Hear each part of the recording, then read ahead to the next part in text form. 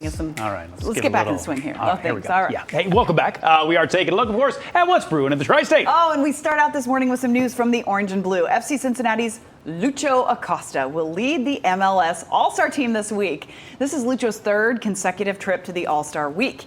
He is set to be in a few of the All-Star skills challenges tomorrow. Fans of the Orange and Blue could use the pick-me-up after another tough loss to the New York Red Bulls Saturday.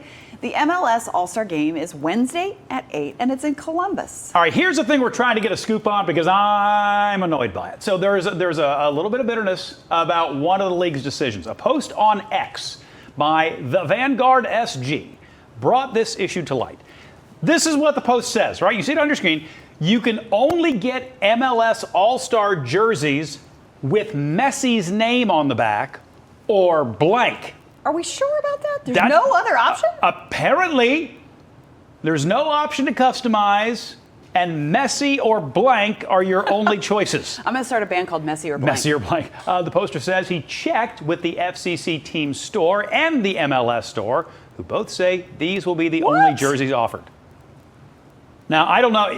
I don't think we have. How about the team captain? Correct. I don't know that we have further, made those calls ourselves at this point. So we're taking that from the tweet right now, but our own sort of clicking on things has led to the same conclusion, at least thus far. If you have had a different experience and you were able to get an MLS All-Star jersey for this season with Acosta on it, please let us know. Yeah. But yeah, how do you? I mean, I get Messi.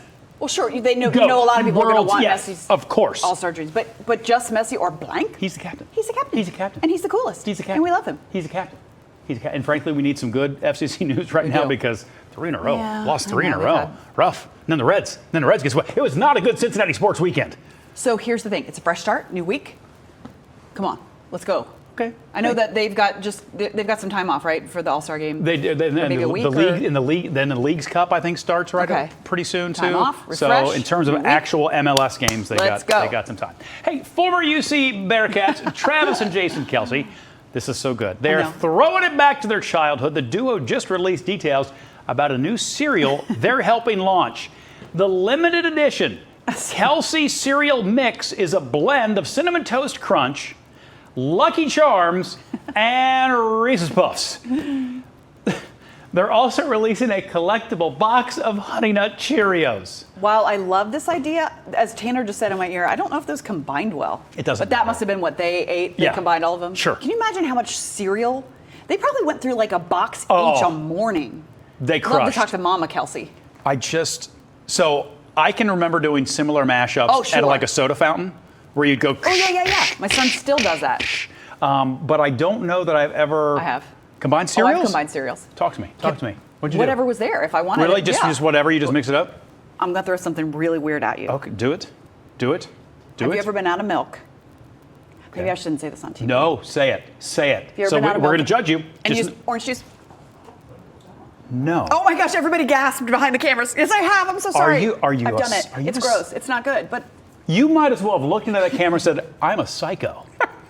You put orange juice I wish you could hear on the your gasp cereal? of everybody from behind the camera. Look at Ben's face. Ben doesn't even know if he can ever trust you again.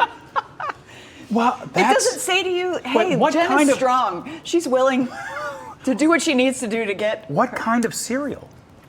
That's important. I don't remember whatever was there. I don't know. Because if it was like a chocolate, like if it was like a Cocoa Puffs or something. Oh, no, that wouldn't go well together. I'm trying to think what would. I don't remember what the cereal was. I just remember there have been a couple times when I've been like, I'm going to try this. I don't recommend it. I just have done it. Maybe Fruity Pebbles? Maybe. Is there any, guys, can any of you think of a thing where that's acceptable? Rice Krispies, Tanner said, so maybe. No, he doesn't know.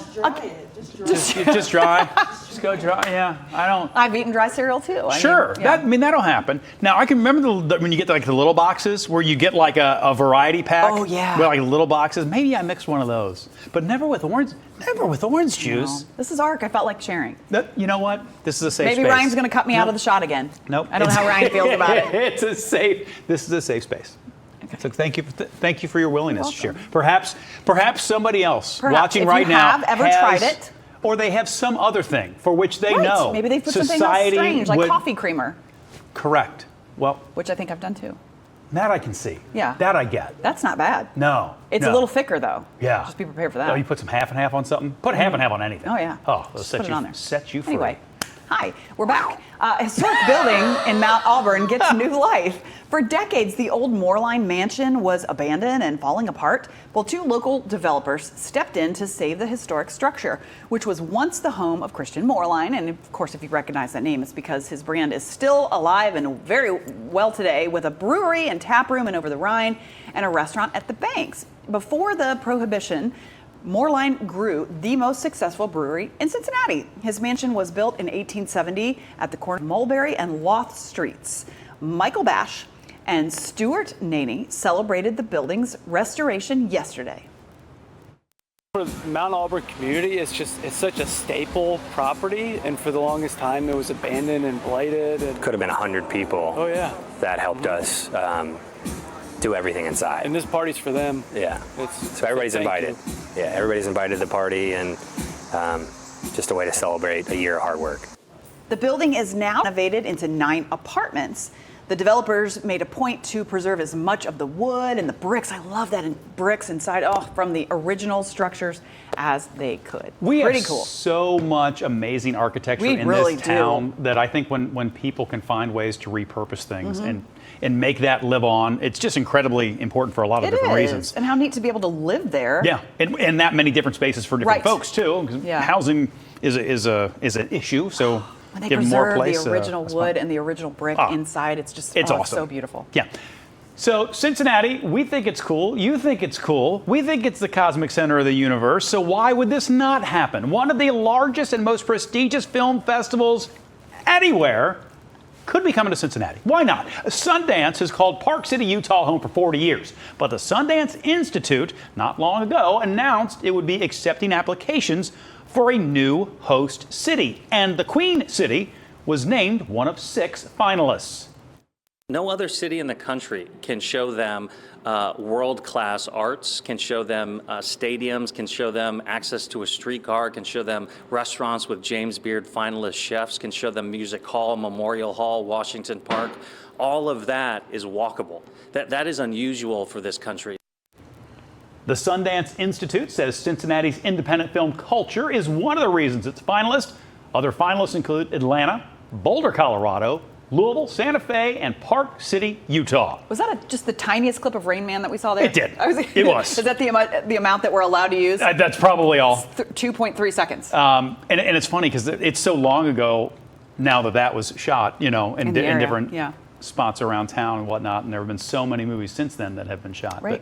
But, pretty cool thing. I understand can you long way to imagine? go, just, among the finalists right now, but still to be in that category of being considered one of the 6. And the one thing I don't know is when they say new host city, does that mean would be several years? Would it be next year? This for a couple years and then it will go to another city after that? And I don't really know if there's plans to sort of bounce it around a little bit or not. Maybe they try it out and they say whatever cities. Well, once they're here, they're in. They're not leaving. Who leaves Cincinnati? Nobody. Yeah. Can we take a moment and talk about something that has nothing to do with this story? Okay, I had my orange juice moment. This is yours. I had not seen Mayor Pureval with the facial hair. Oh, look, Tanner brought him up, and he's got a Cincinnati Public Library card. Obviously, that was when they reopened the South Building at the downtown branch. But I like him with the facial hair. I knew he had been growing the hair out. He's been growing the hair out, and he's got the swoop. Very hip. He's a very cool guy too. Are you having? No. Okay, here's the thing. You're jealous. You're jealous of the swoop. I'm jealous of both the swoop and the facial hair, not just on him. How are you jealous of facial? You could grow facial hair right now. Try it. I'm not allowed. I'm not allowed. Literally, if he thought about it hard enough, he could sprout like a beard right now. That's why. But you're not allowed. My That's why you're mad. It's not directed toward the mayor in any particular fashion. But there are others in the building who have been able to grow the facial hair. But oh no. Oh, Bob doesn't shave for a couple of days. I also noticed there are emails. You left your jacket on today. I did. You took the tie off. But do you want to know why? Yeah. There's a reason for that. Okay. Light blue shirt. Pit sweat like crazy. Most of my shirt, light blue. Pit's dark.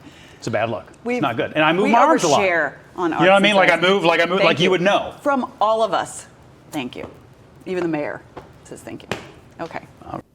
Sure, you could stop watching now, but let's be honest, you want to see more. So click some of those links, or better yet, go ahead and tap subscribe. That way you'll catch more content from Local 12.